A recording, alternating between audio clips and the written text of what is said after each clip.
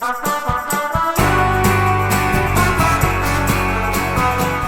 and welcome to Scriptmate, the podcast for writers who dream of seeing their words spoken by paid actors on some sort of screen. I'm your host, Tim Schilberger, writer and founder of Write LA, a writing community and writing education and resources website. Joining me is the highly skilled and regularly opinionated Tony Giambiso. Hi, Tony. Hi, Tim. It's going great. You like that one? Yeah.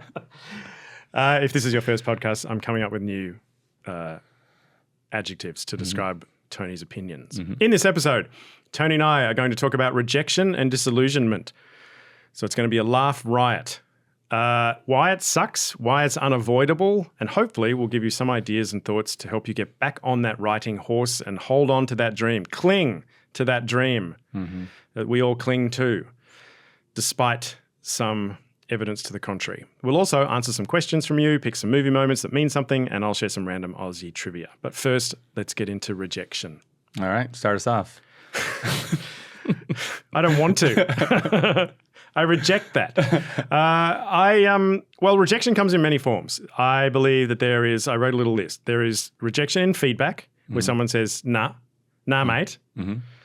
Rejection in competitions, especially when you don't pay for feedback, where you just get a nah, mate email, and then you're like, oh, why? And I thought this was pretty good. That's our other podcast, Nah, Mate. Nah, mate. Nah, mate.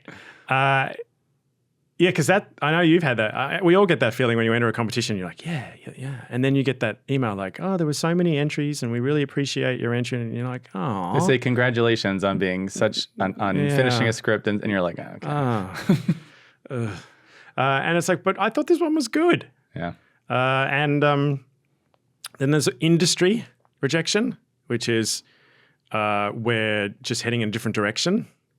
And then there's the general media worries and concerns, which is the disillusionment aspect of it, where there seems to be a lot of press, especially at the moment and probably since the writer's strike or during the writer's strike and since, there's a lot of articles about Hollywood is in the toilet and it's a disaster and a train wreck and, all of that kind of stuff. And I'm sure that at times we all are like, well, what are we doing here? What does it look like? And again, I know from people I'm talking to, pretty much all the meetings around town right now are a whole bunch of creatives and executives looking at one another saying the same thing. Like, what's going on? What's our future? This is sad. So we are here to provide solace. Okay. That's what we're doing? Yeah. Rethink something well, like that. well, No, I mean, what else would we do? I mean, we're going to be half an hour and be like, yeah, give up. Yeah. This is the Give Up podcast. This is our last Give up, podcast. mate. Yeah. I think, so you touched on a couple of things, but I want to just, when I think about just rejection in general, I like to Not your personal life. Okay. I like to reframe rejection as a artist, screenwriter, whatever. Okay. Whatever you are.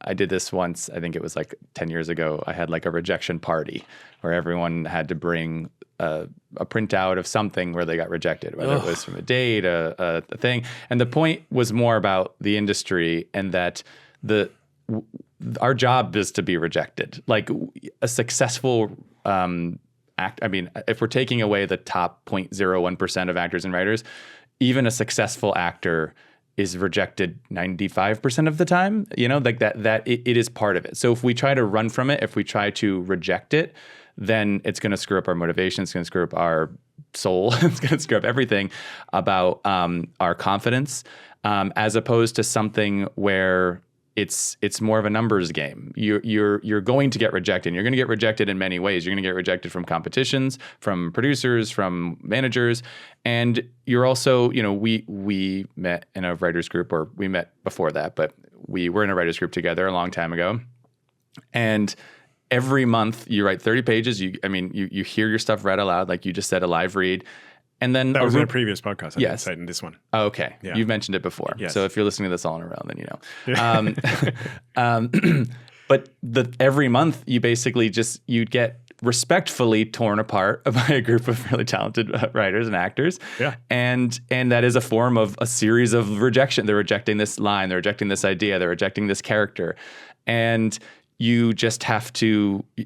The point is that you show up the next month with your next pages and you keep working through it and you say, oh, this is actually good. This is teaching me something, as opposed to my goal is to go up every month and have everyone just applaud me. Well, then you're probably just not going to write anymore. Right. Well, you certainly, that is an excellent point, is why it does speak to why we're doing what we do, what the purpose is, what the outcome is, what the expectations are, and the hopes. And hope is obviously a huge engine to this. I mean, without hope, you wouldn't be listening to this podcast, let's be honest. So, Mum, thanks for listening. But if you really need that hope in order to put pen on page or fingers on keyboard.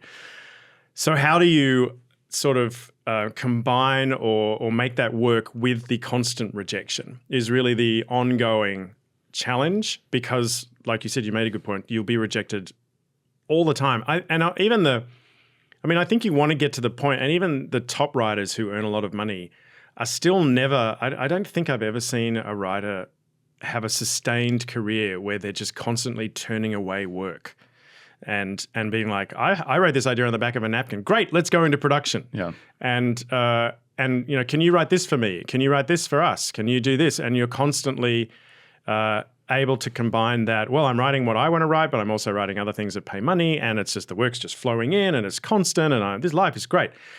There are very few, if any, who have had that happen for any extended period of time. So the whole nature of this is filled with rejection. Mm-hmm. And I agree with what you said. I think it's like how you choose to deal with it. And that's why I broke it up into different sections, because I think there are different forms of rejection, and I think you can deal with them maybe slightly differently. The larger ones we can deal with there easy, because if you get to a studio and they read your script and they say no, or if you get to a studio, as has been happening recently, where a script or a production could be in with them for years, and then they say, you know what, it's better as a tax write-off. Like imagine the people who did that Wile E. Coyote movie. Yeah. And it was made, it's finished. And they're like, no one's ever going to see this. Or even the dude who just did the documentary on Prince, who spent 6 years doing a 9-hour documentary. Yeah, it's gone. It's gone. As some sort of negotiating tool so that Netflix could get better access to something. It's just astonishing. So, that guy, the first thought is, well, at least he got paid. Yeah. Which is nice. And anybody who gets rejected on something that they have not been paid for knows what that feels like, where it's like, well, I didn't even get paid, and it's dead. So this sucks. But money only goes so far in terms of the rejection. So yeah. But then there's the big rejection where the big studios are going to reject you, or they're going to shut things down, or things are going to go. And I think if you treat getting a movie actually onto a screen as a reward unto itself, that's great. I think every milestone should be celebrated. Every positive should be celebrated. We have a tendency as human beings to really embrace the rejection and discount the good news and the positives. I don't know why. Maybe writers are more susceptible to that than others, but we certainly do that. And I would encourage you not to do that. But then it's also, it speaks to the, why am I doing this in the first place? And if I'm doing this to avoid rejection and to be universally loved or beloved, I would say that's hard. It's a hard thing to sustain. And likewise, in a minute, we're going to talk about what you do when you are rejected. Like what are some things you do to sort of dust yourself off and get back onto the horse? So I think and before we get to that, I want to say that like writing is, and we can talk about this more in another podcast, but writing is process. And I so often see it very romanticized, where someone will often say, and I understand that people have different privileges. They might have families, they might have jobs where they can't write. So it's not about the literal amount of hours that you're writing. But if you're trying to write professionally, if you're trying to get paid to do it, then you have to treat it like a job, and you have to treat it with intention. And there's a process. And if you're only writing when you're inspired, or you're only writing when you have the perfect idea, or you're in like some sort of flow state, well, then likely you're going to be that person that says, yeah, no, I got to get to that. Oh, I got to get to that. You talk about the script every day, but you don't actually sit down and work on it.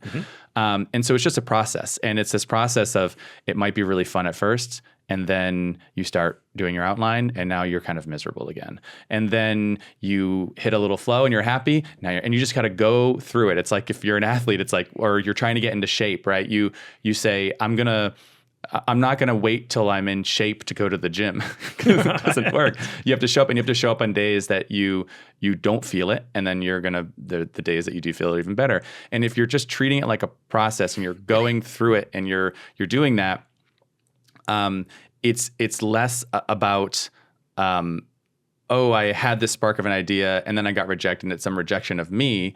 It's more like I'm just going to continue going through this process. I'm going to continue working this thing, and maybe I'm just not. The script just needs to be continue down that road. You know, I've had scripts that I've written in 2 months that have moved forward, and I have scripts that have taken me 10 years that have both been rejected and moved forward. I've also written scripts in 2 months that are dead. But the idea is that you got to just keep the process. And so this idea, I have a friend who's an actor, and he says, if you're an actor, act. If you're a director, direct. If you're a writer, write and pod. Yes. You just have to show up. And so this idea of rejection is like, well, the rejection's going to come, but I'm just going to keep writing. I'm going to keep doing my thing. I'm going to keep learning and growing and doing all the things. I'm not just going to put on horse blinders and stay in my lane. I'm going to try to continue getting better. But I'm just going to keep showing up, and rejection will come and go. And eventually you will find, like you said, those moments that give you some sort of validation. So you're saying treat rejection as part of the process. It is literally part of the process. And if you don't, then what happens is you lose your motivation. If you need to take a minute and give yourself a week, that's okay. That's what I was about to say. You may want to avoid the suppression of the negative feelings. Yeah. You don't want to shove it down being like, okay, I feel really sad, but I'm going to put that down and keep writing. But it's the same thing with the gym analogy. If you're in pain and your back hurts, well, then don't go and do squats. You get a massage, do some yoga, do whatever it is, relax. Maybe you just need to relax. Don't have to work out for 3 hours a day for 7 days a week, but you do have to show up in the appropriate amount of time. And so writing is very difficult emotionally, intellectually, all of those things, but you do just have to keep showing up at whatever that means for you. If you're 23 years old and you have the privilege of time and you maybe have some money and saved, well, then you should be treating it like a job. You should be waking up every day. Other people might be able to devote an hour a day or 5 hours a week, whatever it is. Approach those with the intention of, oh, I don't have to do something brilliant here. I just have to show up. I have to do my thing. I have to do it consistently. Sometimes I'll get rejected. Sometimes I'll have better days. And then, nothing is guaranteed in this industry. So, I hope for everyone that it leads to financial success and you can support yourself and your family off of it. But you're most likely going to get there through the process. But the stories we all hear generally are, oh, this person wasn't even a writer and they just wrote down a thing. And then it's like, okay, well, maybe, you get discovered, like that way, the way that an actor could just, I don't have to take acting classes. I'll just be attractive and go to the store and someone will see me. And you're like, maybe. Yeah. But it's probably better off if you just did the things that an actor did, which is act. And often you get discovered, but you don't have a career. Yeah. Without that background of actual information. Well, Sean said that about the script, right? You have a great script, and then what else do you have? Yes. That's right. To build a career. You're not putting it all in one eggs in one basket. So rejection is part of the process, but then what do we do when we're directly rejected? How do we process that information and the different forms that it comes in? I think the hardest one for me to process in some ways, when I've done well in a competition, like I've made it to the quarterfinals and I haven't made the semifinals, and you don't get any reason why, you just get a, nah. Well, like I said, nah, mate. Yeah. And you're like, but why? And then it's like, then you start thinking, oh, the reader was probably drunk, or they don't like rom-coms, or they're biased against me. They're wrong. Like they didn't see my genius. They're idiots. And that doesn't lead anywhere. You just end up frustrated. But it's entirely natural and almost impossible to avoid. So how do you kind of find that middle ground? And I think the answer to that is you just got to feel the feels for a little while and be like, okay, yeah, that totally sucks. It burns. I remember I went once to the only time I've seen Bruce Springsteen, and I went with my then wife, and we went and just before we left to go to the concert, I found out I didn't make the semifinals of Nichols. I'd made the quarterfinals, but I hadn't made the semifinals or something like that. One of those, I was really close and I hadn't made the final step. And I remember that entire concert being like, this sucks. Everything sucks. And I'm watching Bruce Springsteen. You're like, I don't want to dance in the dark. Yeah, you dance in the dark. I just thunder rode all the way up the bloody No, that pike. happened to me. I had a friend visiting from London. It was a 2-week trip. It was going to be the greatest. I was literally in the airport waiting to pick him up from the, Tom Bradley terminal at LAX. And I got a message from someone who was reading a script of mine. It wasn't a contest, but he basically said, I couldn't get through your script, hated it so much. Oh, nice. We'll talk if you want. And I was like, what? What's there to talk This about? is so mean. Yeah, no thanks. And so, I still had a good time with my friend, but it was like, it definitely, I was in my head for that night. That's awful. Well, I guess side advice, don't send someone that text. No.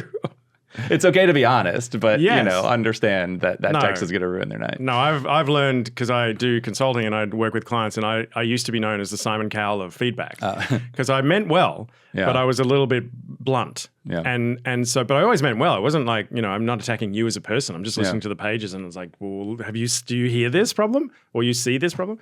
So now I've sort of softened, because how you get that rejection can certainly impact how you receive it. Mm-hmm. But so I think the step is to sort of acknowledge the rejection, feel the pain, but then do your best to learn from it. If there are notes attached to it, don't just screw them up and throw them in the trash and be like, well, that person doesn't know what they're talking about. Write them down. If someone's giving you notes, take notes and then think about them, because you might get notes from you might write that person off, and maybe that person is write offable. But if they have that one important note that 3 other people give you, then you might say, okay, I think there's some consistency here. So, but here's a question for you: Yeah. At what point does the rejection reach the point where you abandon the project? So this is a big question, and that almost feels like a whole topic, but we can touch on it. I talked about It can be what's the topic? Like when to abandon your script, when to stop. I'd say so. Yeah. Okay. Because I've had scripts that I abandoned and then found 4 or 5 years later, because either I woke up in the middle of the night and had an idea, or somebody needed it, and I thought, oh, I have an opportunity. I have a script that's already written. Maybe I can come to it with some fresh eyes, or maybe maybe they'll like it. Maybe the other people just didn't, and it got in my head. And then I abandoned. So it's like, oh, I always liked that project, but I could never figure it out. Versus what happened to me recently, which was I realized that I didn't even like the script, and there was something that I did like in it, but I could never get it to the point that I liked it, and nobody else liked it. So that was reflective of my own feelings about it. And then I thought, well, why am I spending so much time on this? It's like that sunk cost. And so understanding that sometimes you can just put something aside, return to it later, or take pieces of it for other things later. But I suppose the trick is, how do you, because sometimes you can abandon something too quickly too. Totally. So you've got to kind of find that rejection balance where it's like, okay, I got rejected, because I would write a draft, I would send it off. If someone said no, I'd be like, I will screw you, and that was a dumb idea anyway, I'm going to move on to the next one.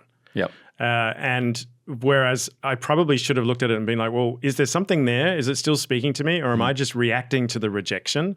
And rather than dealing with the rejection, it's like, okay, you didn't like this draft. How do I make this better? Because I still believe in this project. Instead of like, well, I'm just going to run away and move on to another idea. Yeah, and there's also taste, right? I wouldn't recommend certain movies to my mother, because I know she's not going to like them. It doesn't mean that the movie is bad. And yet we give notes, we don't consider someone's taste. Now, that doesn't mean that if someone says something, you can just write it off. Like I said, take the notes, consider what they're saying, see how it matches up with what other people say. But, in my own experience, I had a day that I sent a script to a writer that we know, who's who was a successful writer, and I value his feedback. And I also sent it to my manager at the time, who's also a producer that was attached to another project of mine.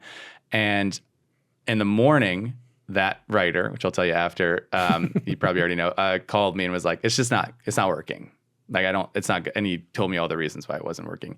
And he wasn't wrong. But he just didn't like it. And I thought, oh no, I've already sent this script, and I was pretty new with this company. And then later in the day, I got a call from that manager, and he said, yeah, we really like it. Like, we want to move forward with it. Now, they wanted to move forward with it and rewrite the entire script. So that writer wasn't wrong. Right. But there was still something worth salvaging within it, or there was so both of them were right, but just one saw potential for the project where the other didn't. But they were both agreeing with what wasn't working. Right. Okay.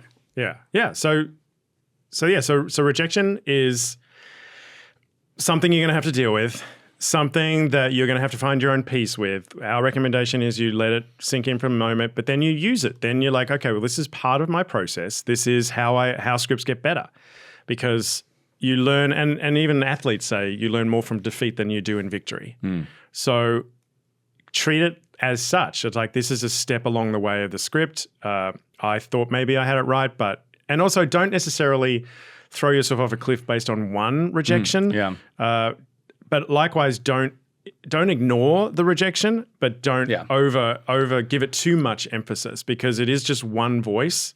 So maybe sound out some other voices to see, and don't. But also, I find the other interesting thing too is that when people have pinpointed something in a script that doesn't work, and I have a visceral reaction to it, or I'm like, oh, it's usually something that subconsciously I've known was weak, and I didn't want to deal with it. Yeah. And it's exactly. And you know how when you're having a fight with someone like a significant other or something, you're very rarely fighting about that thing. Or if they call you out, a lot of people's reactions when they get called out is to react aggressively in response, rather than be like defensive. Yeah, you get defensive. You get defensive and aggressive, rather than be like, oh, yeah. Okay, yeah, that's a learning tool. Well, as writers, we're required to be like the most vulnerable and the most thick-skinned at the same time. So are actors and things like that. So it's just going to be a constant balance. We're going to talk a lot more about this, but let's move on. Well, I want to move on to, before we move out of this, we move on to the other thing, is the general media worries. The whole the sense of that because disillusionment was part of it. Remember at the beginning of the podcast? Yeah. So I don't listen. I just stop. You got disillusioned halfway through and drifted off. So out there in the world right now is a lot. I mean, this could be its own podcast probably, but so let's just touch on it. But I like how we always say this could be a podcast, and then neither one of us writes them down, and then we forget. We need to re-listen to this. Yeah. So there is a feeling out there right now that writing for screenplays in Hollywood is a mess, and that people are all looking at one another and having meetings saying, well, this is a mess. What do we do? What's the future? Why am I bothering? Is there any hope for me that I can be a writer? Or should I just give the whole thing up and go and do accounting, or retire and not worry about this, or write for myself and not try to stick my head out of the bunker right now, or out of the trench? How do you deal with that? My argument would be control what you can control. And if you want to write and you want to get paid to write, excuse my language, but fuck the industry right now. I mean, sure, it's a mess. Sure, it's a train wreck. Sure, it's all over the place and it's gone through. And now we're having this battle with DEI. And I know for a long time, anybody who was white was like, well, I can't get a job because Hollywood's obsessed with DEI now. And then before that, it was like, well, I can't get a job because Hollywood's obsessed with white people now. And there's always a reason you can sort of pinpoint in the media where things are crap, and for someone in some way. And right now, we're going through a transition into what the streamers are doing, what network television is doing, what movies are doing in the movie theaters. That whole relationship, everything is sort of in a bit of flux. I certainly think this year's Oscar nominations show where we're at in terms of movies. I think this year is a bit of a mess. So. But I maintain optimism. We are, as human beings, we have always wanted to be entertained. We've always wanted to be told stories. We've always, since the beginning. I mean, I think I said this in earlier podcasts. They weren't painting on caves just for laughs. They were entertaining. They were sort of documenting their time, but they were also doing it in stylized ways. I mean, this has been from the beginning. So it's not going away. Our desire to be entertained is not going away. So if the money from the studio is not coming, the money will come from somewhere else. The entertainment will pop up. It is irrepressible. So my advice would be to just keep working on your craft. Just be like, you know what, I'm just going to drown all that out at the moment. I'll keep putting my head up because I want to get better, but I want to get better and I want to be able to write and I want to keep doing this and I can control that. And so, the industry can sort itself out. I'll still be here. Yeah, it's like anything, any news media. Control what you can control, engage, understand the industry, that will help you, but you don't need to fall down the rabbit hole. No. Because these publications make money off of you clicking and reading and doom scrolling. All of them do. So it's no different in Hollywood. They're going to mostly talk about how bad things are. And it doesn't mean that there's not truth in those. And then also in terms of being disillusioned, I think we talked about this off mic before, which was Like don't try to not become a hater. Right. And there's so much of that where you have screenwriters sitting there saying, well, oh man, yeah, they're only hiring, this or that or whatever. And it's like, you're gonna, and then what that ends up doing when it falls into, sometimes for lately, the white dudes, it fell into outright racism where it's like, well, that person only has a job because of this initiative or this or that. And it's like, anybody who gets a job in this industry has to have some level of talent. And if they don't, then they won't last that first job. Right. And it just is what it is. And there's all kinds of things that we can point to and say, well, here's the reason. And it's like, sure, they could all be accurate. If you were a writer anytime up to, I don't know, the 2000s, yes, if you weren't white, you probably were going to have a more difficult chance getting things made because most studios might make one movie by a minority, or they might have one person on staff who was a woman or a minority or whatever. And then you could say, the internet has made it so that there's people that are sending in things from all over. And so there's too much noise and there's too much competition or there's Netflix or this or that. And it's like, great, there's always going to be a reason. Yeah. And it's a difficult industry. And if you're looking for just some steady income, then you might come out here and be successful in a week. Unlikely. Yeah. But also sustaining it is just as hard almost as hard as breaking in. Exactly. The idea of what I used to think once I was in, it'd be gravy. It's not that. So no, I agree. And there's always a reason, but that's the same with going to the gym. Like you said, there's always a reason not to go to the gym. Yeah. There's always a reason, not to clean the backyard. Yeah. There's always a reason. You can always find reasons to not achieve. Mm-hmm. And so and you can always, it's going to rain in 2 weeks. Why am I going to bother washing the car now? Well, that ties into process to me. Yeah, it's you stick to the process, then you can have your moments, you can have your dark moments, you can have a friend that you can vent with, but his name's Jim Beam.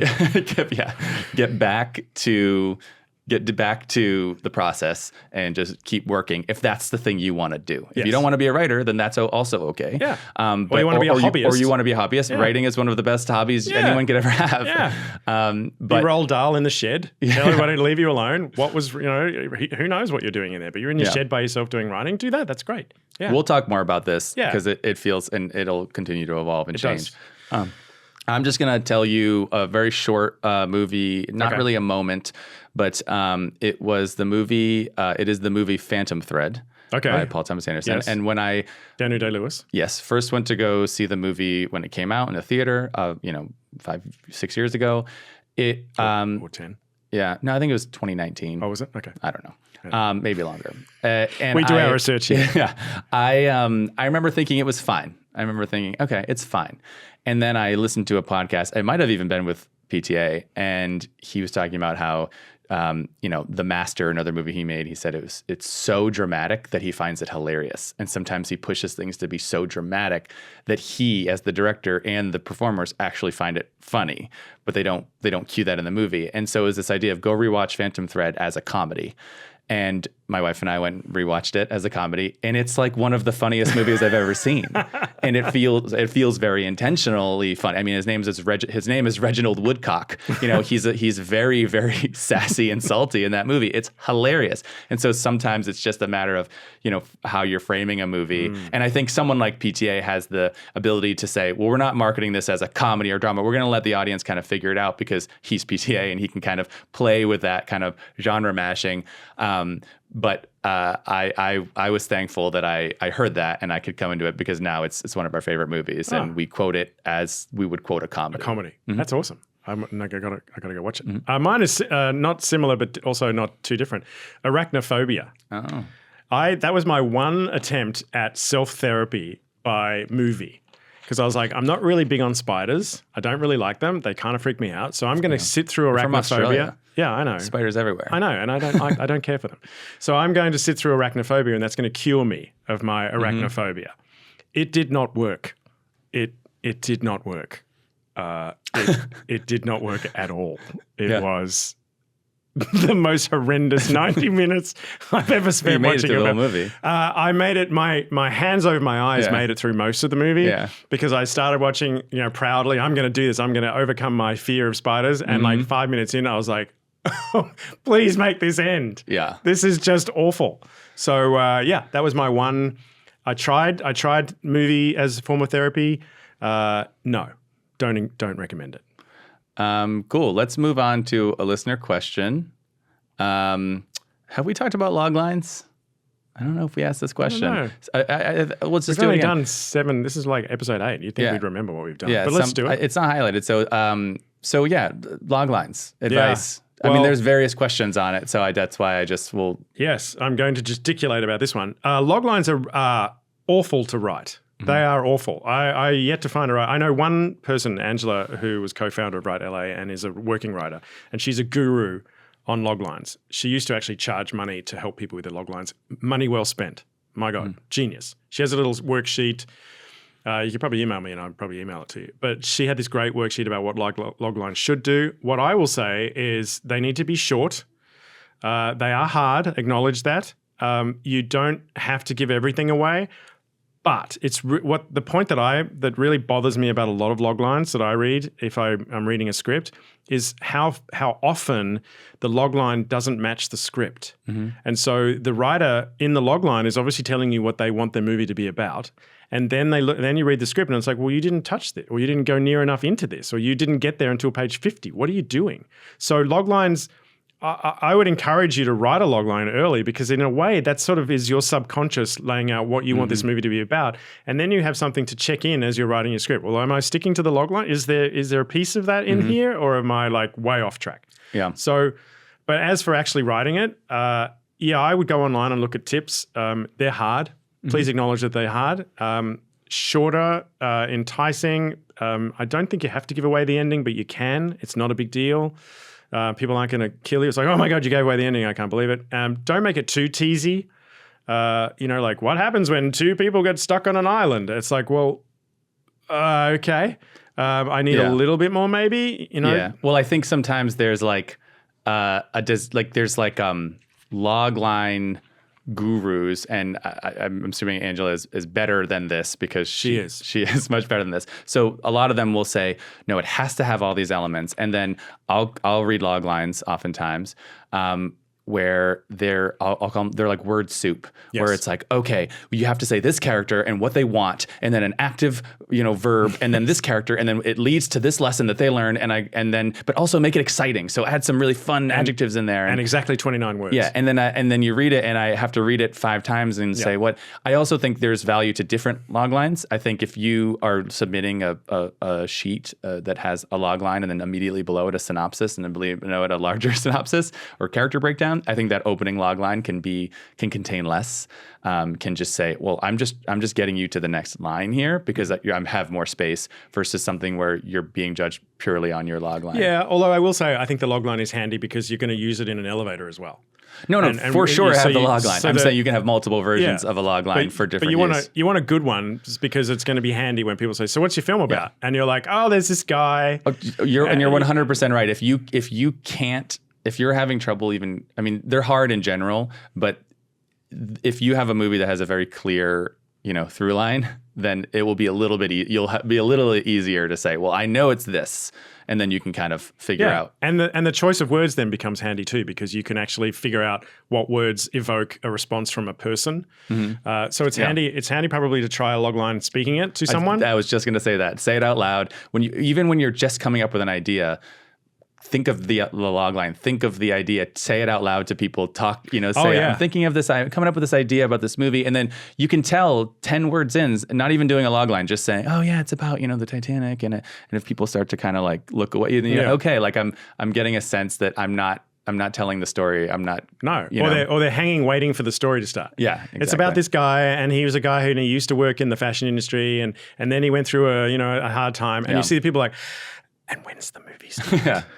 What's the movie? Yeah. And so, absolutely say them out loud, and that helps, that informs. But that's a whole other thing. Yeah. Because people who are too afraid to share, that's another podcast. But that's the same thing. So I think treat your log line like your synopsis, like your script. It's something you workshop. It's something you can send to friends. It's something you can send to Tim while doing, getting feedback and give some advice. And you'll actually have read the script. And so you can say whatever. I mean, I don't know what you're offering there, but there's, don't we see it so often where people put it off to the last thing and they go, I got to write a long line. I do that. No, and it's fine. I mean, it's sometimes awful. it's, I need a title as well. And then I that's don't a whole have it. Yeah. conversation about titles. But I'm writing a rom-com right now. It has no logline, no title. Yeah.